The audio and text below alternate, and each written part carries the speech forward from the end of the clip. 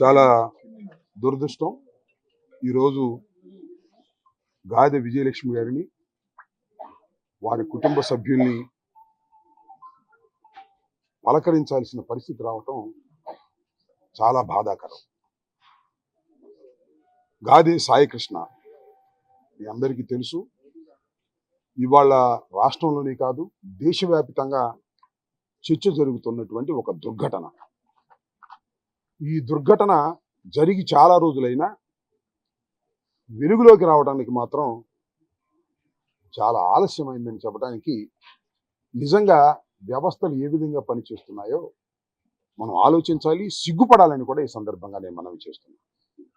ఇంతకుముందు మేమందరం కూడా వారి కుటుంబ సభ్యులతో మాట్లాడాం, కానీ ఇంత కీన్గా మాట్లాడటం కుదరలేదు. ఇవాళ పర్సనల్గా రావటం, విజయలక్ష్మి గారి కుటుంబ సభ్యులందరినీ కూడా, నాగేశ్వరరావుని కానీ లేకపోతే నవరంగని కానీ, వారి విజయలక్ష్మి గారి చెల్లెలైనటువంటి హైకోర్టు న్యాయవాది దుర్గతో కానీ అన్ని విషయాలు తెలుసుకున్న తర్వాత గుండెలు పగిలిపోయే నిజాలు బయటకు వచ్చాయని ఈ సందర్భంగా నేను చెప్తున్నా. 9వ తారీఖున తీసుకొచ్చారు సాయికృష్ణని, గాదె సాయికృష్ణని మార్కాపురంలో ఉంటే. ఎలా తీసుకురాగలిగారంటే, విజయలక్ష్మి గారి దగ్గర ఉన్నటువంటి ఫోన్ని సిఐ గారు పంపించి లాక్కొచ్చి తల్లికి ఫోన్ చేస్తే పట్టుకున్నారు. ఎక్కడ ఉండవురా నువ్వు అని పట్టుకుని అక్కడికి వెళ్ళారు. ఒక స్పెషల్ టీం వెళ్ళి పట్టుకొచ్చారు. మరి ఏమనుకున్నారో, కసబ్ అనుకున్నారో మరి ఏమనుకున్నారో తెలీదు. పట్టుకొచ్చారు. పట్టుకొచ్చిన సంగతి అందరికీ తెలుసు. 9వ తారీఖు నుంచి 2వ తారీఖు వరకు చెయ్యని ప్రయత్నం లేదు. అతన్ని బయటకు తీసుకురావాలని ప్రాధేయపడ్డారు. పోలీస్ స్టేషన్కి వెళ్ళి సిఐని ప్రాధేయపడ్డారు. అదిగో పైన ఉన్నాడు, కింద ఉన్నాడు అనే మాటలు మాట్లాడుతున్నారు. ఇతనితో పాటు అనేక మంది నేరస్తులుగా ఉన్న వాళ్ళు పైన ఉన్నారు. పైన కేకలు వినిపిస్తున్నాయి వీళ్ళందరికీ కూడా. విజయలక్ష్మి గారి చెల్లెలైనటువంటి దుర్గ ఒక న్యాయవాదిగా వెళ్ళి అడిగింది. ఇదిగో అదిగో అన్నారు. ఏమండి చంపేస్తా అన్నారంట కదా అంటే, ఏదో ఎగతాళికి అంటాంలే, నిజంగానే చంపేస్తామా అని కూడా సమాధానం చెప్పారు. ఆ తర్వాత న్యాయవాద వృత్తిలో ఉన్నటువంటి దుర్గ ఆ చనిపోయినటువంటి సాయికృష్ణ పిన్ని గారు డీజీపీ గారికి ఒక కంప్లైంట్ ఇచ్చారు.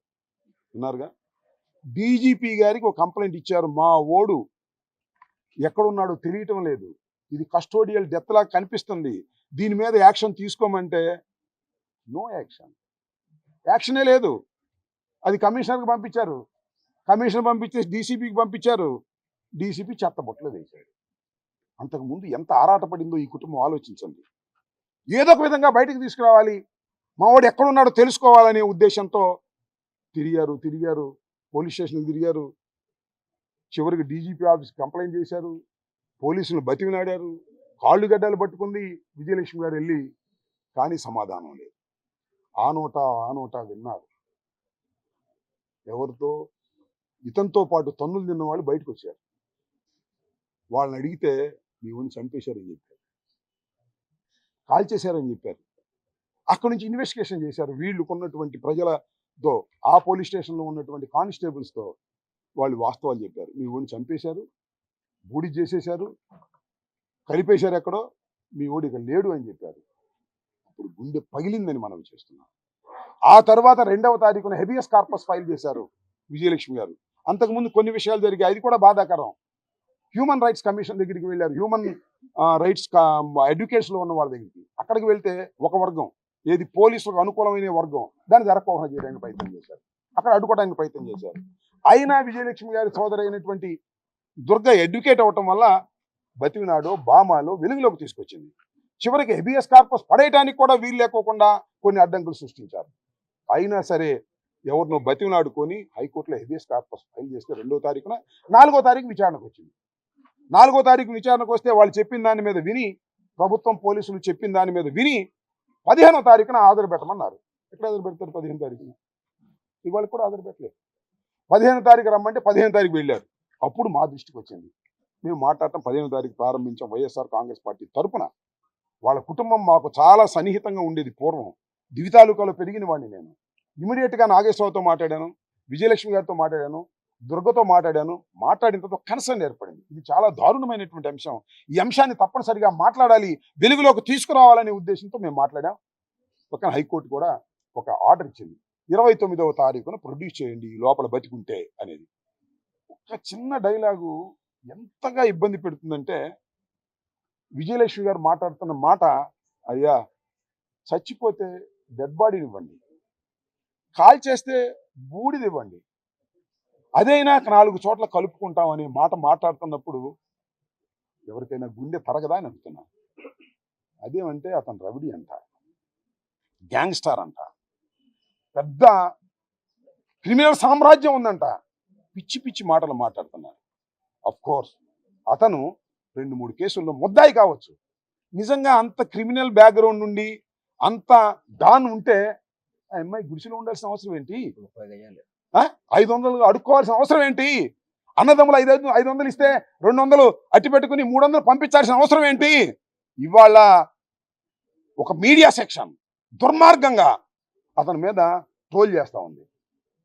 ఎస్, కొన్ని కేసుల్లో ఉన్నాడు, క్రిమినల్ నేచర్ ఉందనుకుందాం, చంపేస్తారా? కసబ్ గుర్తుందిగా మీకు? పాకిస్తాన్ నుంచి మన మీద దాడి చేశాడు. కసబ్బును కూడా ఉరితీసే ముందు విచారణ జరిపినటువంటి భారతదేశం ఇది. భారత రాజ్యాంగం చెబుతుంది. ఏ భారత రాజ్యాంగానికి ఈ ప్రభుత్వం వ్యతిరేకమా? సిఐ భారత రాజ్యాంగాన్ని కాదంటాడా?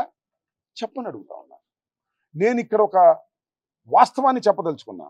ఎవరైనా చనిపోతే, మన తండ్రి చనిపోతాడు దురదృష్టవశాత్తు, లేదా మన బంధువులు చనిపోతారు దురదృష్టవశాత్తు, ఆ బాధ ఎలా తీరుద్ది? చనిపోయిన తర్వాత ఆ శవాన్ని పట్టుకుని ఏడ్చి ఏడ్చి ఏడ్చి హిందూ సాంప్రదాయం ప్రకారమో లేకపోతే వారి సాంప్రదాయం ప్రకారమో కర్మకాండలన్నీ చేసి శ్మశానానికి తీసుకువెళ్ళి అక్కడ దహనం చేసో ఖననం చేసో పూడ్చో 4 మాటలు మాట్లాడుకునో ఏడ్చో బంధువులందరూ, అప్పుడు గుండెలో భారం దిగుతుంది.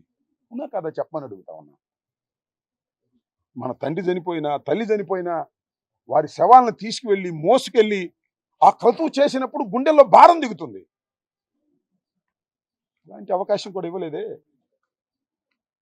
కనీసం చచ్చిపోయిన తర్వాత డెడ్ బాడీని తీసుకొచ్చి ఆ తల్లికి చూపిస్తే కొంత భారం దిగేదే. చివరికి క్రతువు చేసుకునే అవకాశం కూడా, చివరికి దహనం చేసుకునే అవకాశం కూడా, చివరికి హిందూ సాంప్రదాయం ప్రకారం అన్ని క్రతువు కార్యక్రమాలు చేసుకునే అవకాశం కూడా ఆ తల్లికి ఇవ్వలేదు, ఆ కుటుంబానికి ఇవ్వలేదు. ఇంతకన్నా ఘోరం, నీచం భారతదేశంలో ఎక్కడైనా ఉంటుందా అని అడుగుతా ఉన్నా. పౌర సమాజం ఆలోచించుకోవాలి. ఇది చాలా దుర్మార్గమైనటువంటి విషయం. ఈ విషయం మీద అఫ్ కోర్స్ వాళ్ళు మా పార్టీ కాదు, కానీ మానవులేగా. మా పార్టీ కాకపోయినా జగన్మోహన్ రెడ్డి గారి ఆదేశం మేరకు మేము మాట్లాడుతున్నాం, వారికి అండగా ఉంటాం. తప్పనిసరిగా సిబిఐ ఎంక్వైరీ జరిగి వాస్తవాలు బయటకు వచ్చేంత వరకు వారి తరపు నుండి పోరాటానికి సిద్ధంగా ఉన్నామని కూడా మనవి చేస్తున్నా. జగన్మోహన్ రెడ్డి గారు కూడా చెప్పారు, వెళ్ళండి, కలవండి, వారిని ఓదార్చండి అని చెప్పినటువంటి సందర్భం. ఈ విషయాన్ని ఒకటి మేమేదో పొలిటికల్గా లబ్ధి పొందటం కోసం చేయటం లేదు, గుర్తుపెట్టుకోమని మనవి చేస్తున్నా. గుండె మండి బాధపడి మేము చేస్తున్నాం, బాధతో చేస్తున్నాం, ఆ తల్లి ఆవేదన వెళ్ళలేక చేస్తున్నాం తప్ప పొలిటికల్గా చాలా ఇష్యూస్ ఉన్నాయి వాళ్ళ బ్యాట్ చేయడానికి. డిఎస్సి లాంటి ఇష్యూస్ ఉన్నాయి, ఇంకోటి ఉన్నాయి. కానే కాదు, ఒక పౌర సమాజంలో ఒక మానవుణ్ణి, ఒక యువకుణ్ణి, భావి భారత పౌరుణ్ణి అడ్డగోలుగా చంపేసి, బాడీ అప్పచెప్పిన కొంత బాధ తీరేది, చంపేసి ఖననం చేసి ఉన్నాడో లేదో అని తెలియనటువంటి పరిస్థితితో పాటు ఉన్నాడు ఎతుకుతున్నాం అని చెబుతారండి. ఉన్నాడు ఎతుకుతున్నాం, 4-5 టీములు వేసాం, వాళ్ళు ఎతుకుతున్నారు. రేపు 29వ తారీఖు కూడా అదే చెప్తారు. మళ్ళీ ఇంకా ఒక నెల 15 రోజులు టైం ఉండి ఎతుకుతాం తీసుకొస్తామని. ఎక్కడ తీసుకొస్తారు? అందరికీ తెలిసిన సత్యం కదా. నేను అనేక సార్లు చెప్పా, కోర్టు వారికి చెవులే ఉంటాయి, కళ్ళు ఉండవంటారు. కానీ మనందరికీ కళ్ళు ఉన్నాయి కదా, విజయవాడ అందరికీ కళ్ళు ఉన్నాయి కదా. ఆ నోట వాస్తవాలు తెలియవా? దారుణంగా చంపి ఖననం చేసి బూడిద కూడా ఇవ్వనటువంటి ఈ పోలీస్ వ్యవస్థని ఏమనాలో ఒకసారి ఆలోచించండి. నేను మనవి చేస్తున్నా, విజయలక్ష్మి గారికి కానీ, దుర్గ గారికి కానీ, లేదా నాగేశ్వరరావుకి కానీ, మన నవరంగకి కానీ, మేమందరం ఇక్కడ వాళ్ళు వచ్చాం, మేమందరం కలిసికట్టుగా వచ్చాం. జగన్మోహన్ రెడ్డి గారి ఆదేశం మేరకు మేమందరం ప్రతి క్షణం వారికి అండగా ఉంటాం. ఈ జరిగిన అన్యాయం లాజికల్ ఎండ్ జరగాల, సిబిఐ ఎంక్వైరీ జరగాల.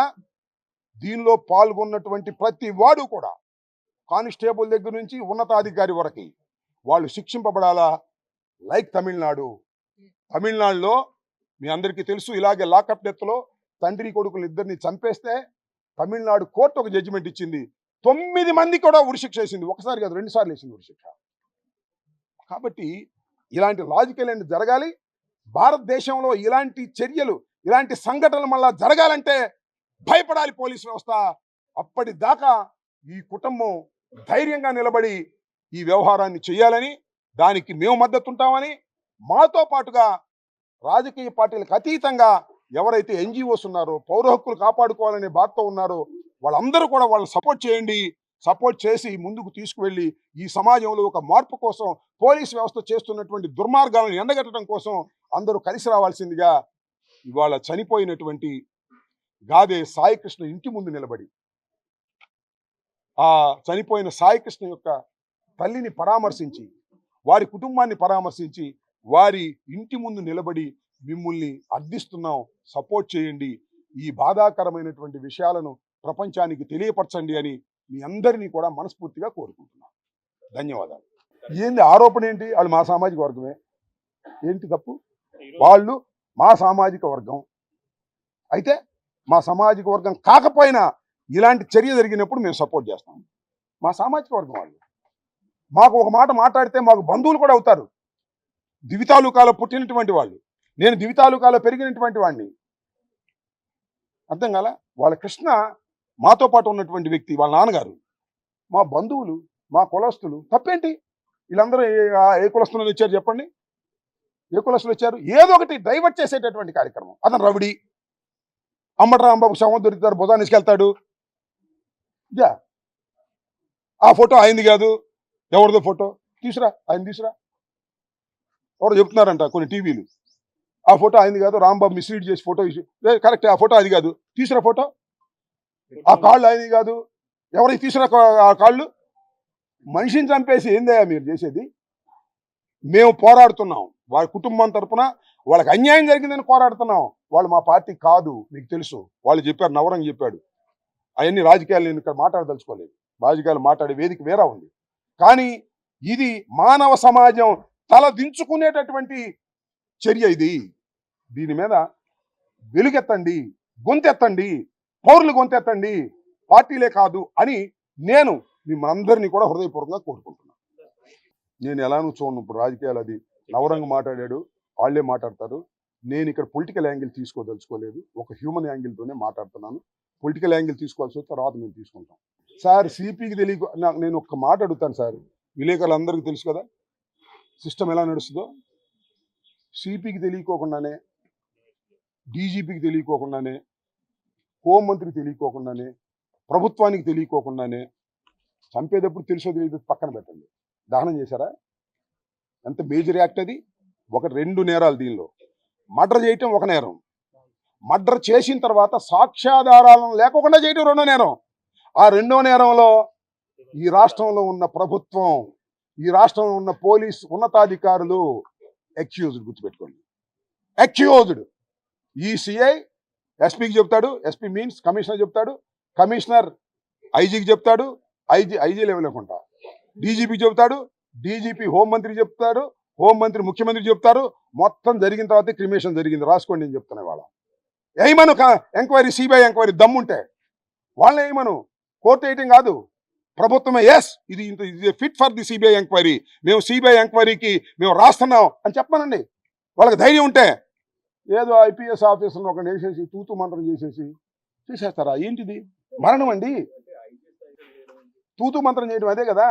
అసలు దీనిలో ఐపీఎస్ ఆఫీసర్ పోలీస్ డిపార్ట్మెంట్లో ఎంక్వైరీ జరగటం ఏంటి? న్యాయస్థానంలో జరగాలి, లేదా సిబిఐ లాంటి ఉన్నత సంస్థ జరపాలి. తూతు మంత్రం చేసి, తుమ్మకాయ మంత్రం చేసి దీన్ని పక్కన పెట్టాలని ప్రయత్నం చేస్తున్నారు. ఇంతకు ముందు కూడా ప్రయత్నం చేస్తే దుర్గ లాంటి న్యాయవాది ఉండటం వల్ల ఫైట్ చేసి వాళ్ళు బయటకు వచ్చారు. హెబియస్ కార్పస్ వేయటానికి కూడా చాలా కష్టపడ్డారు. మాకు తెలియదు, అది ఇప్పుడు చెబితే వింటున్నాం. హెబియస్ కార్పస్ వేయడానికి కూడా ప్లేడర్ దొరకకుండా చేశారు. పోలీస్ వ్యవస్థ అంత స్ట్రాంగ్గా ఉంటుంది, మీ అందరికీ తెలుసు. పొలిటికల్ బ్యాక్గ్రౌండ్ ఉంది కాబట్టి మేము ఎదుర్కొంటున్నాం.